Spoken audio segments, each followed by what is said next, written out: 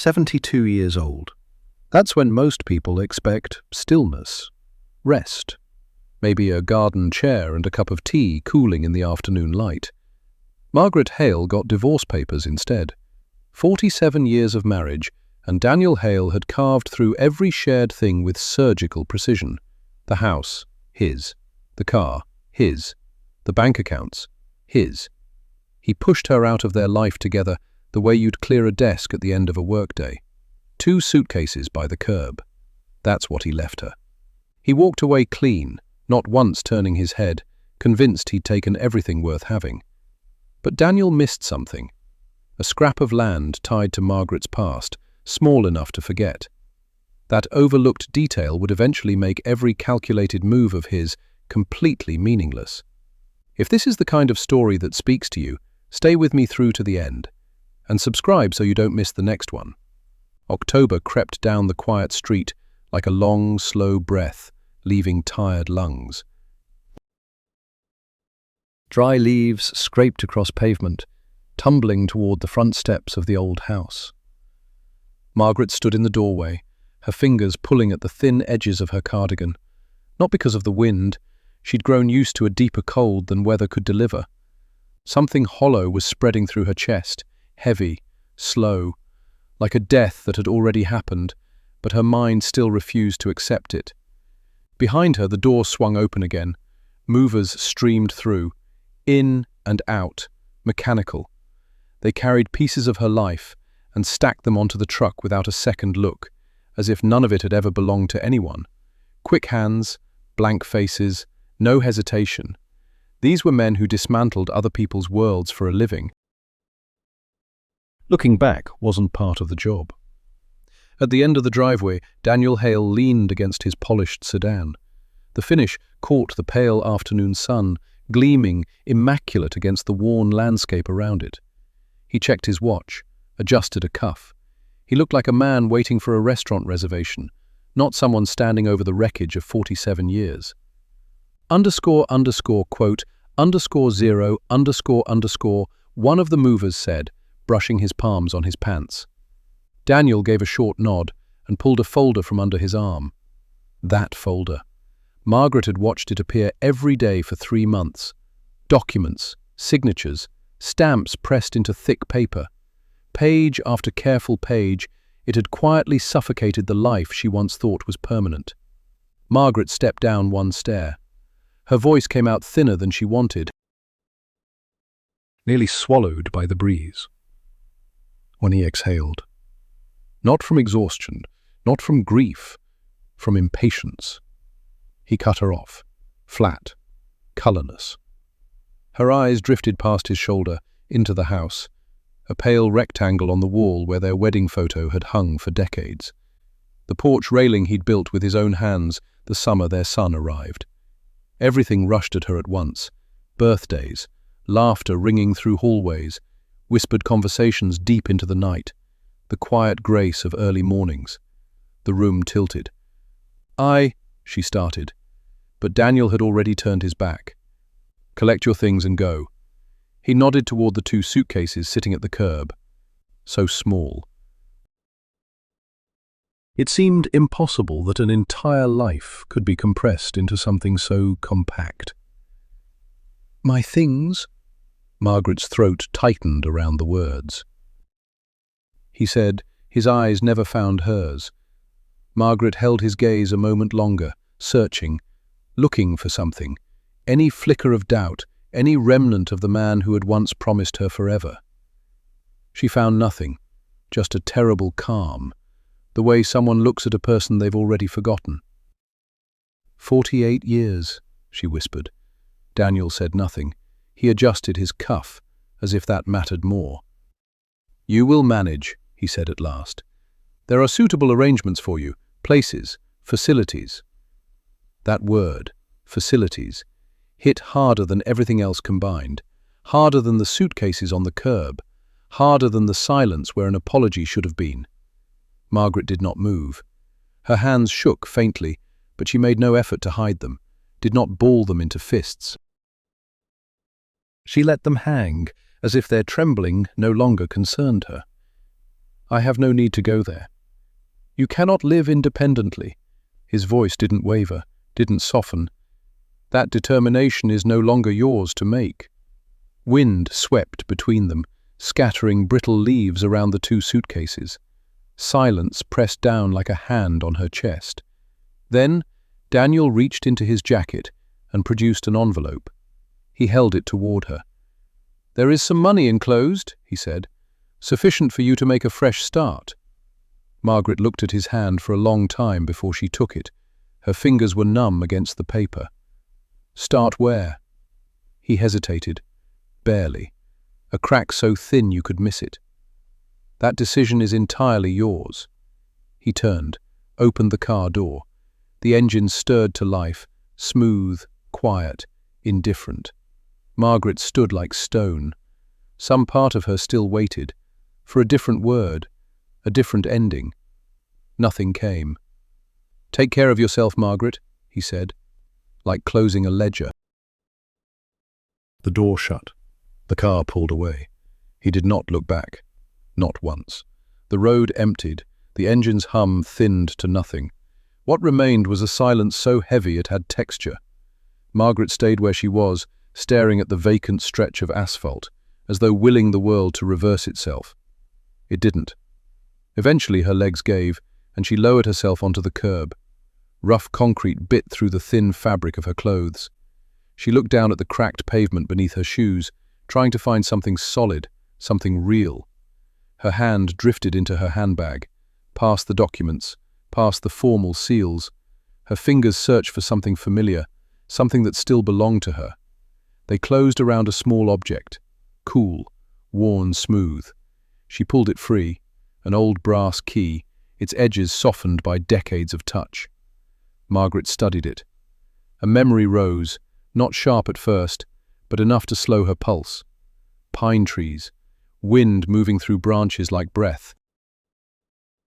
A voice calling from a porch, a place, a refuge, a place no one had ever asked about, a place the outside world had never reached. Her grip tightened around the key. And for the first time since the car had disappeared, Margaret raised her head. Not toward the road Daniel had taken, toward somewhere else entirely. The next morning, she sat in the back of an intercity bus, both suitcases wedged upright against her knees, handbag flat on her lap. Through the window, the city fell away. Pale grey smears, low rooftops dissolving into early mist. The driver was quiet. The passengers were quiet. Every person on that bus carried their own reason for leaving, and not one of them glanced at the older woman sitting alone in the last row, hands folded, her thumb tracing the shape of a key hidden inside her coat pocket. 2 transfers and a short walk from the final stop, the pavement ended. Just stopped, as if the world beyond that point had decided it wanted nothing paved. Ahead stretched a narrow dirt path, trees pressing close on both sides, wild grass creeping over the edges. No one had walked this way in a long time. Margaret gripped her suitcase and kept moving. The small wheels caught on loose stones, on roots that had pushed through the earth like fists. She had to stop more than once, to shift her grip on the handle, to pull air into her lungs, to look back down the road behind her, a road that seemed to stretch longer with every step she took. The smell here was different. Damp soil, pine resin, rotting leaves, and that particular dry cold that only deep woods carry in late autumn. Traffic noise had dissolved somewhere behind her. In its place, branches whispering against each other high overhead, the soft crunch of dry leaves beneath her feet. At several points, Margaret questioned whether she'd chosen the right path. 40-some years can reshape a landscape beyond recognition, and memory has its own way of painting things softer, warmer, kinder than they were. But when she rounded the third bend in the clearing, where the trees stepped apart, she saw it. The cabin, smaller than she remembered, still standing, leaning slightly to its left side. The wooden roof had gone dark from years of rain and sun. One corner of the porch drooped low. The old railing wore a thin coat of dust and moss, but it held. It was there, quiet and clear and solid, as though it had never stopped waiting. Margaret stopped a few paces from the porch. She didn't go closer. Not yet. She just stood, looking, as if she needed proof that exhaustion and despair hadn't conjured this from nothing. The sheer curtain still hung in the left window. The wooden chair where her mother, Rose Bennett, had spent so many slow afternoons. It still leaned against the wall, one leg at an angle. A cracked ceramic pot sat beneath the porch eaves, empty for a long time, clearly. She pulled her suitcase onto the first step. The old wood groaned beneath the weight. Second step. Third. The original door stood before her, fitted with a brass lock gone dark with tarnish. Margaret drew the key from her coat pocket, studied it for a moment, slid it into the lock. At first it refused to turn. She pressed gently, working it deeper into the mechanism. A faint, dry click. The bolt gave. The door swung inward, slow, resonant, creaking. Inside was darker than she'd expected. Not black, not impenetrable, just dim, light sifting through dusty glass. The air sat cool and heavy, thick with the smell of old wood. Margaret set her suitcases just past the threshold and stood still, let her eyes catch up. Then she stepped inside. Everything was arranged almost exactly as it had always been. The wooden table at the centre, draped in white cloth gone yellow with years. The small gathering of chairs near the hearth. The low bookshelf against the wall, still holding empty glass jars and a few cloth-bound books. The grey stone fireplace with its neat stack of firewood beside it, as though someone had meant to light a fire one evening and never returned to do it. She moved through the main room slowly, fingertips across the tabletop, the chair backs, the rough edge of the fireplace mantel. In the narrow kitchen beyond, the hanging rack for pots, the porcelain sink, the wooden cabinet with its slightly warped door. Margaret opened every drawer. Porcelain plates, tablecloths folded with care, a box of matches softened by time and damp, a bottle of oil tucked into the lowest compartment. Nothing that Daniel would have called valuable. No precious metals, no financial documents, no possessions meant to impress. Only things preserved by someone who had always understood that objects exist to serve life, not to be displayed for approval. At the end of the narrow hallway lay the small bedroom, the bedspread still in place, colours faded but clean beneath a thin skin of dust. A patchwork quilt folded neatly at the foot of the bed. On the wall, the embroidered frame of wildflowers. Rose Bennett had stitched it during her last winter. It still hung exactly where it had always been. And in the corner of the room, beside the base of the wardrobe, stood the wooden trunk. Margaret lowered herself carefully, pressing her palm against the trunk's lid. The hinges resisted, stiff, reluctant, but gave way. What lay inside wasn't old clothing or forgotten letters, the way she'd half expected. Notebooks, dozens of them, stacked in neat rows, bound in quiet shades of brown, blue, cloth grey. Along each spine, her mother's unmistakable hand. Summer gardening, preserving herbs, miscellaneous kitchen notes. Margaret lifted the first one, sat on the bed's edge, and opened to page 1. The script was steady, clear, tilting gently rightward. Underscore, underscore, quote, underscore, 20, underscore, underscore. She turned several more pages. How to dehydrate apples. A technique for keeping mint leaves fragrant through the coldest months. Notes on the precise moment to plant beans, when the soil had warmed just enough. Scattered between these were small observations about the weather, the colour of the sky on a given afternoon, and a quiet insistence that nothing of real value should ever be thrown away. Margaret set the notebook across her lap, looked toward the open window, then rose and walked back into the main room. She lit the fire as dusk crept into the sky, heated water in the old kettle, found clean blankets in the upper cupboard, opened the smaller suitcase for a change of clothes and a few necessities. When the fire settled into a steady burn, she pulled a chair close to the hearth, placed the notebook on the table beside her. Let her eyes move slowly across the room one last time. Outside, the wind had turned, threading through the trees, tapping softly against the wooden roof. The first morning came quietly, wood contracting in the cold, pale light sliding past the curtain's edge. Margaret woke in the narrow bed, needing a moment to place herself. The low ceiling, dark planks, the smell of old wood smoke still thick in the air. Beyond the walls, the forest stood motionless under a thin skin of mist. She sat up, pulled on her cardigan, stepped into worn shoes, moved into the main room.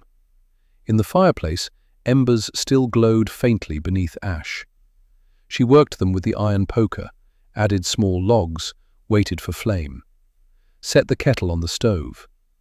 Daylight changed the cabin.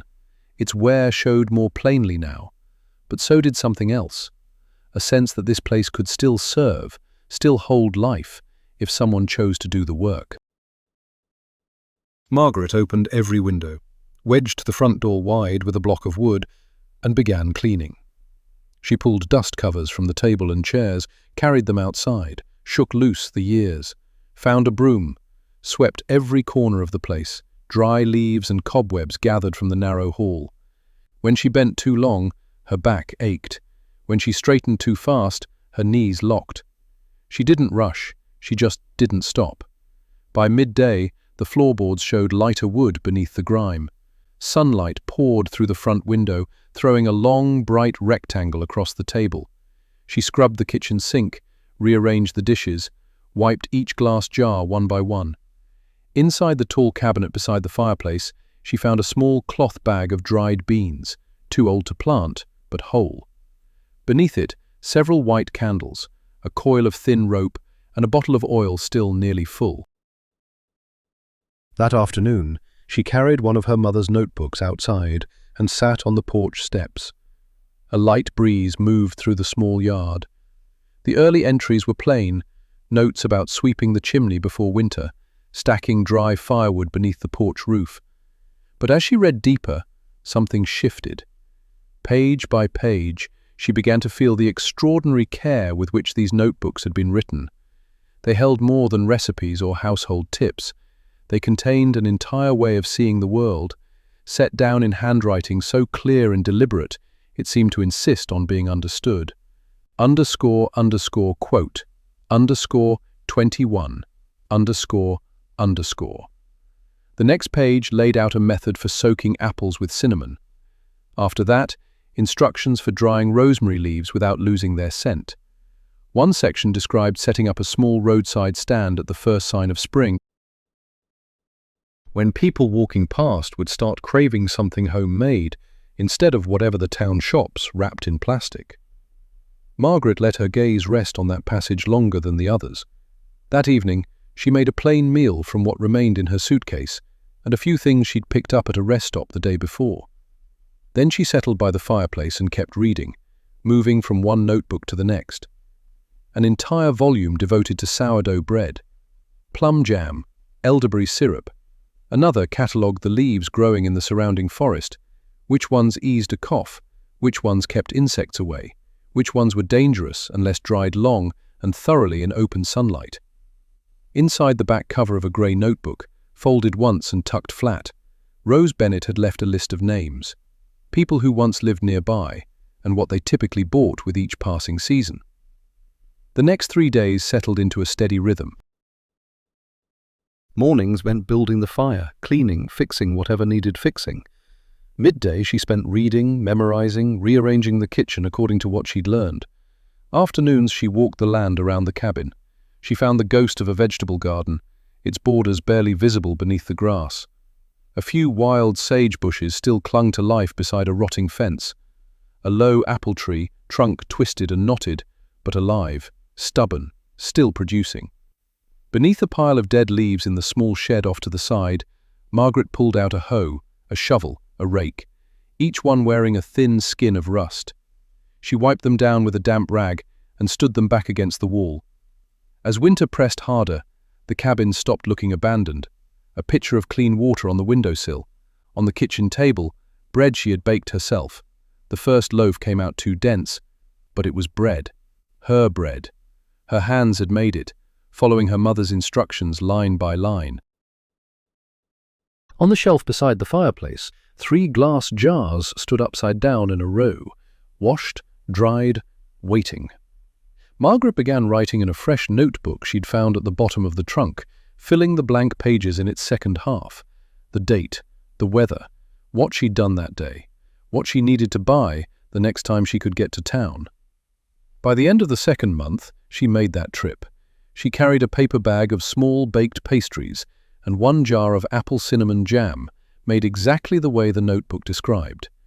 Nobody in town knew her face. The man who ran the general store watched her a beat too long when she asked for sugar pectin, a set of jar lids, and a packet of cheap seeds. But the woman behind the counter at the kitchen supply shop, she tasted a spoonful of the jam, looked up, asked if there was more where that came from. Margaret said she was only experimenting. The woman smiled and told her next time, bring extra. 1 week later, Margaret set an old wooden crate at the edge of the dirt road, maybe 20 paces from the cabin. On it, she arranged 3 jars of jam, 2 small loaves of bread, a bundle of sage tied with string, and a hand-lettered sign in black ink. Homemade goods. Place money in the tin box. She didn't stand beside it. She sat on the porch with a notebook in her hand, glancing across the yard now and then. The first car eased to a stop late in the morning. A man in a heavy coat stepped out, lifted a jar of jam, turned it in his hands. He looked at the cabin, looked back at the jar, then folded bills into the tin box and drove away. By noon, a couple pulled over for the bread and the herb bundle. They wanted to know who made these things. Margaret answered from the porch. Just her. The woman smiled, said they'd come back if their route brought them this way on the right day. When the light started to fade, Margaret carried the tin box inside. A few folded bills, some coins. Not much. She set it on the table, opened the new notebook, uncapped her pen, and wrote the first entry under a heading she'd chosen carefully. ___, quote, _23, ___. One by one she recorded what had sold, scratching figures beside each item. The tip of her pen moved slowly across the total. It wasn't enough to change anything, but it was enough to go back to town for sugar, flour, jar lids, and a few packets of cheap seeds. That was the day the wooden crate by the road stopped being an experiment. She scrubbed the table's surface, cleaned the worn edges where the wood had gone soft, wedged 2 flat stones beneath the legs so it wouldn't wobble. On the handwritten sign, she added 1 careful line beneath the words, bread on Tuesdays and Fridays. Over the following weeks, more people came. Some bought a single jar of preserves and left without a word. Others lingered, asked for directions into town, held up a dried bundle of leaves, rosemary or sage. Wanted to know if she'd bake apple bread the following week.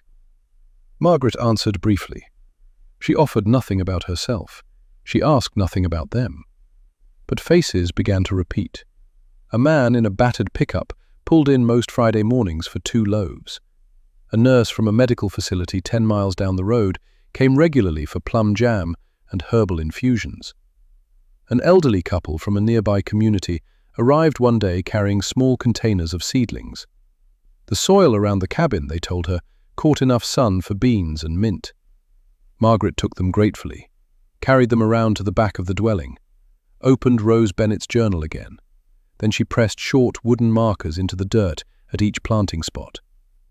Winter loosened its grip slowly, giving way to the damp cool of early spring.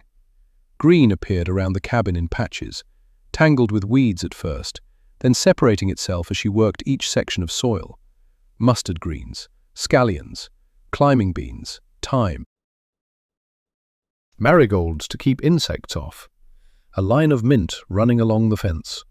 On the front porch, bunches of herbs hung upside down to dry, stems pointing at the ceiling. Below them stood the wooden table, covered now with a fresh cloth. The jars sat in neater rows than before. The handwritten paper labels were cleaner, more careful. Each week, the selection grew by 1 or 2 items. The cabin itself seemed to match this rhythm. The porch railing that leaned at one corner got propped first with a piece of lumber salvaged from the shed. Then the truck driver came by one afternoon and helped secure it properly. The kitchen window frame was sealed where drafts had been slipping through. A new shelf went up beside the hearth for finished jars. On the wall across from the front door, Margaret hung a small slate with the week's tasks written in chalk. 3 more batches of strawberry preserves, dry apples, repair the back curtain, check the front porch roof before the heavy rain comes. Everything was finding its order. At first light, she would start the fire, shape the dough, and wait for the yeast to rise. By midday, she was in the garden, pulling dead leaves, clearing weeds with bare fingers, watching new sprouts push through dark soil. Afternoons belonged to the kitchen, jam bubbling low on the stove, jars scrubbed clean, lids twisted tight, dates written carefully on each label. Evenings drew her back to her mother's journals, where she'd try a forgotten recipe or copy passages into her own notebook with slow, deliberate strokes. Those pages grew thick over the weeks. But something had shifted. The words filling them were no longer Rose Bennett's wisdom echoing forward. They were Margaret Hale's own thoughts, pressed into paper by her own hand. One day the visiting nurse asked how long she'd been living there. "Less than a year," Margaret told her. The woman's eyes moved across the garden, the small display of goods for sale, the porch roof patched and holding strong. She said the place looked like someone had been caring for it a long time. Margaret smoothed the cloth along the table edge and said only that there was still plenty left to do. Word about the small house on the dirt road spread the way useful things always spread in tight communities. No announcements, no fanfare, just one person telling another that a certain place sold apple bread worth driving for, that the preserves weren't too sweet, that you could buy bundles of dried herbs there, good for steeping, good for a sore throat, that the older woman, living alone near the woods, knew things about soil and stubborn plants that most people had forgotten. A handful of visitors started taking the longer road just to stop by. A restaurant owner asked if she could supply 20 jars of blueberry preserves by next month. A young woman setting up a weekend produce stand wanted to know, would Margaret consider bringing her goods into town? Margaret didn't say yes to everything. She stood in her kitchen and measured what she actually had. How many empty jars sat on the shelf, how much the garden beds behind the cabin could yield, what her hands could manage without cracking the fragile balance of the life she'd only just built. She agreed to some of the requests, not all. Each time something new landed at her door, she opened her mother's journal, searched those faded notes for some method, some rhythm of organization, as though Rose Bennett still stood somewhere in that narrow kitchen, quietly reminding her daughter that anything made by hand must never outgrow the hands that make it. By early summer, the climbing beans had swallowed an entire section of fence. The mint grew so aggressively she had to split it between 2 old clay pots. The apple tree behind the cabin gave a small yield, not much, but the fruit held firm enough for several batches of pastry. On the front porch, 4 mismatched chairs now leaned against the wall, waiting for anyone who wanted to sit and drink tea. The tin she'd used for loose change filled up and couldn't hold any more. She replaced it with a wooden box that had a sliding lid. Her mother's journals stood in neat stacks on the kitchen shelf, each one marked with a ribbon cut from salvaged fabric. Her own notebook had nearly doubled in thickness. On a late August afternoon, Margaret was setting out jars of apple cinnamon preserve on the table by the porch when she heard an engine at the far end of the dirt road. It didn't sound like the delivery vans, didn't sound like the local pickups either. Smoother, quieter, more contained. She looked up. A dark sedan rounded the bend, rolling slow, and stopped at the clearing's edge in front of the cabin. The driver's door opened. Daniel Hale stepped out. He stood beside the car without moving. His eyes traveled from the garden to the mended roof, from the table of goods to the cabin door hanging half open, and finally came to rest on Margaret. She set the last jar on the table, smoothed the tablecloth, and only then let herself stand tall. Daniel shut the car door and walked a few paces forward, stopping at the edge of the clearing, like a man unsure whether the ground ahead still belonged to him. Dark overcoat, polished shoes. Shirt collar pressed to a razor's edge, the same immaculate shell he had always worn. But his stride carried less force now, and the skin around his eyes had started to sag, turning what once read as sharp authority into something tired, something old. Quote 25, he said. She looked at him, did not nod, did not wave him closer. She stood beside the wooden table, her hands resting on the edge of the cloth, still as stone. Underscore, quote, underscore, 26, underscore. His eyes moved across the garden again. The bundles of herbs drying beneath the porch roof, the neat rows of glass jars, the mint pots flanking the steps. He lingered on the porch railing she had straightened, the shed door left slightly open, the hand-lettered sign near the entrance. The more he took in, the slower his words came. Quote 27, he said quietly. Quote 28. The words landed without heat, without edge, and precisely because of that, they made him pause longer than he expected. He lifted his hand, brushed his cuff, the old habit. Automatic as breathing. But this time the gesture carried no confidence. Quote 29, quote, he admitted. Quote 30, quote 31, quote. Wind crossed the yard and nudged the corner of the wooden sign into a gentle sway. Daniel dropped his gaze to the dirt, then raised it again. Quote 32, quote 33, quote 34. He corrected himself fast, as though hearing the implication a beat too late. Quote 35, quote 36. Daniel breathed in slowly, his eyes drifting toward the car parked beyond the clearing. Quote 37, quote. Margaret didn't ask how. She crossed to the far end of the table, slid the wooden coin box deeper into the shade, and came back to stand facing him. Why did you come? Daniel was quiet for a moment. For the first time since stepping out of his car, he stopped scanning the surroundings. He looked straight at her. To talk. We've already talked. No. We discussed paperwork, court filings, arrangements. A pause. That wasn't talking. Margaret bent and picked a dry leaf the wind had dropped on the tablecloth. When you stood outside that house and told me I could be placed in a facility, I thought you'd said everything there was to say. His jaw clenched, barely visible, but there. Things were completely different then.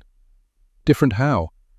Daniel stepped forward once more, then caught himself before his foot touched the porch stairs.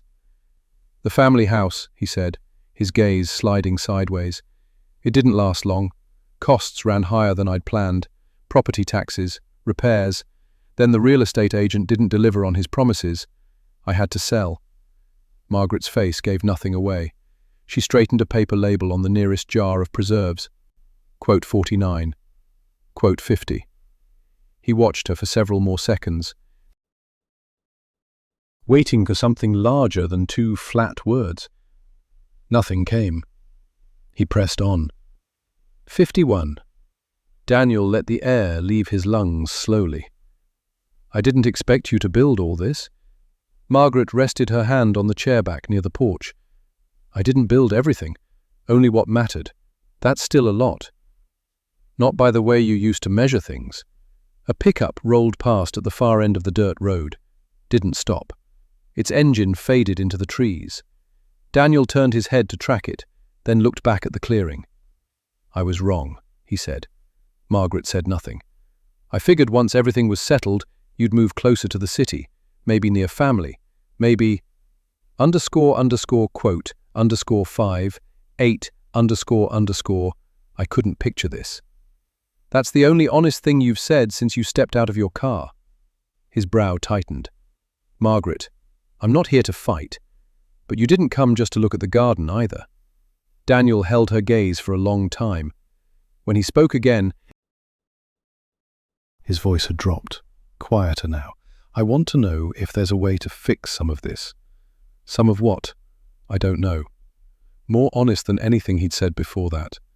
A real conversation, a different arrangement. Maybe we handled all of it too coldly.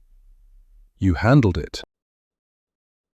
I just stood on the other side of the table. You know what I mean. No, Margaret said. I don't understand you at all anymore. I thought I was handling everything the right way. Quote, 71. Quote, the assets, the legal side, the obligations. I thought that was the proper thing to do. Quote, 72. Quote, proper for who? Quote, 73. Quote, you took the house. Quote, 74. Quote, you took the account. You took the car. You took everything that could carry your name on paper. I know. Did you think that was the end of it? At the time, maybe I did. Quote, 78. But it wasn't. Daniel stood still at the yard's edge. His eyes followed her hand on the frame, then drifted past her, to the half-open door, the small kitchen with its neat rows of jars, the garden behind the cabin catching the last of the day's light. A long silence passed before he spoke. No, he said quietly. It wasn't. You took what belonged to the life I used to have. But this place was never yours. Nothing in it is. Is this what your mother left you? Yes. I think I remember her mentioning a place somewhere. I didn't listen. Margaret's answer came fast. Maybe I never listened to as many things as I thought I did. She didn't correct him, didn't comfort him, didn't argue. She stood there, letting the silence do its work, letting him fill it if he could. I thought life was the things you could put on paper, Daniel said. The house, the accounts, the contracts, everything neat, everything measurable. A thin smile crossed his face and died. I figured if we split it all fairly, that would be the cleanest way through. You always like things orderly. Margaret looked past him to the car sitting on the road, then back. You didn't drive out here to share your philosophy, Daniel, no. I came because I wanted to know if there was anything left between us worth saving. Saved? Where exactly do you think that lives? Maybe in the fact that we spent most of our lives together. Maybe in the fact that I didn't understand what was happening until it was already done. It is already done. He nodded, didn't move. I expected you'd say that. It's not because I want to make this harder for you, Margaret said. It's because it's true. Daniel opened his mouth, closed it. His eyes drifted up to the cabin roof, where the last thin blade of sunlight was pulling away from the wooden eaves, then back to her. When he spoke again, something in his voice had shifted. This was no longer a man who had come to arrange terms or broker a deal. This was just a man standing in front of something he could no longer undo. I heard people talking about you, he said. At first I didn't believe it. Then I thought they were exaggerating. Underscore, underscore, quote, underscore, 103, underscore, underscore. But driving up here, I understand why they talk about this place. Do you? They're not feeling sorry for you, Margaret. He paused.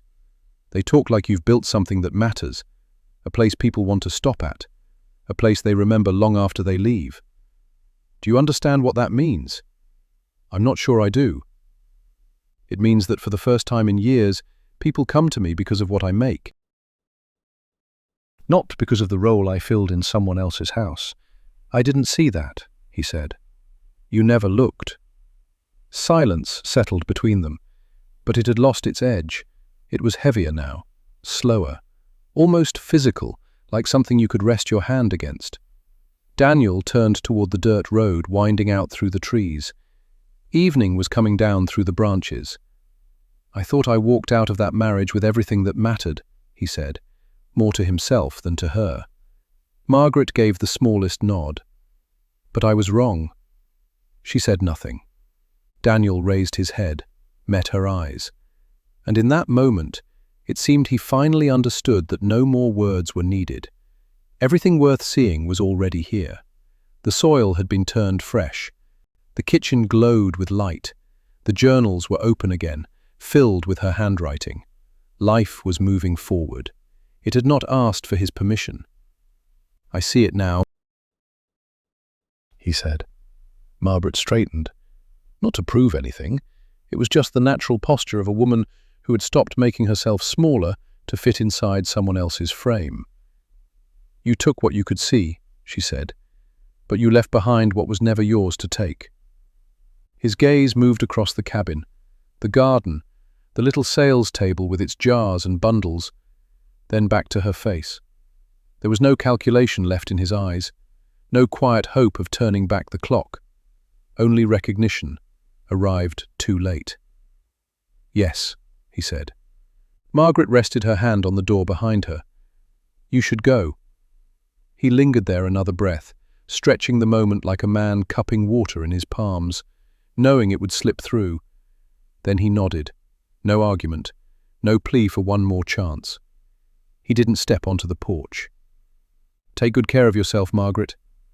She looked at him, her face still, calm as packed earth after rain. "You too, Daniel." She stepped back inside, closed the door softly. The wood swallowed the yard inch by inch, the car parked along the dirt road, the man standing alone in a place that had never been his. The latch clicked shut. Margaret moved past the wooden table, past the row of glass jars catching the last amber glow. She stopped at the window facing the garden behind the cabin. Outside, the fruit trees held perfectly still in the dimming light. On the kitchen ledge, the notebook lay open, the recipe for the next batch of apple and cinnamon preserves half written on the page. Margaret picked up her pen, drew back the chair, sat down, and continued the line she had left unfinished. The pen travelled steadily across the paper. Every word appeared slow and deliberate, the way everything here had been built, not hurried, not meant to impress, but strong enough to last. Outside, the final light of day sank below the treetops. The dirt road settled back into its silence. No engine hum, no tires on gravel. It kept no record of what had just happened. What remained was the cabin, the garden, and a life moving forward at its own rhythm, with nothing left to prove to anyone. If you've walked alongside this story all the way to this moment, thank you. Thank you for giving your time to a journey that carried no explosions, no spectacle, only a quiet transformation deep enough to reshape a life. If you want more stories like this one, stories of loss, of rebuilding, of the small, ordinary things that hold an entire existence together, leave a like, share it with someone who needs it, or simply stay. And if one truth lingers from everything you've heard, perhaps it is this: what matters most was never about what was lost. It was about what was never anyone else's to take.